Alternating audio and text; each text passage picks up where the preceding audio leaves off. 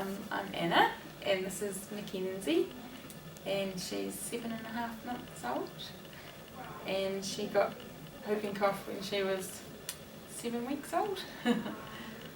She just got a little cough to start with, and then it just progressively got worse and worse.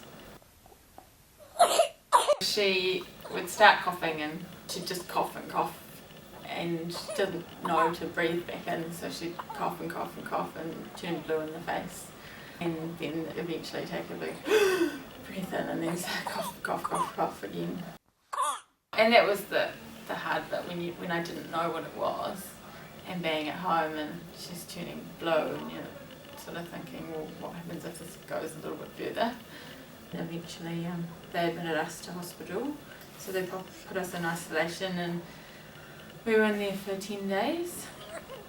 The first few days in there were pretty awful, and then she sort of progressively got better and better,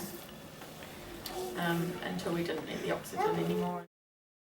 We're pretty sure that she got it from her dad, but it was too late before we realised that he had whooping cough, because as an adult you have a cough, but you don't think much of it often.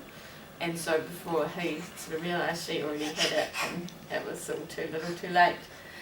Yeah, he felt pretty bad, but he'd passed it on. Before she was born, we learnt about the vaccinations in antenatal, the booster vaccination for adults. And I said to him, you should go and get one of those. But then sort of forgot about it and didn't do anything about it. And sure enough, he got it. So yeah, I would have pushed it further and made him, and probably got it myself, the booster vaccination beforehand. Because if he hadn't have got it, then she potentially wouldn't have got it either.